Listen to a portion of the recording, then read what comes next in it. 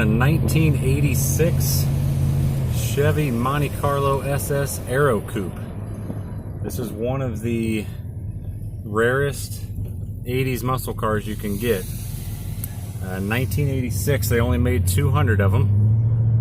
And the following year, they made 6,000 something. So the 86 is definitely the more rare one to have. This one has 75,754 actual miles. That is documented on both the Carfax and the title.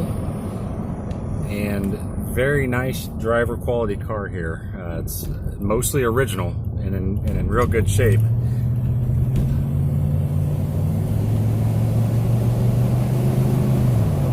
If you'd like to see more on this Monte Carlo, check out the site at survivor-cars.com. Make sure you subscribe to our channel to get all the latest inventory and our helpful videos that we post.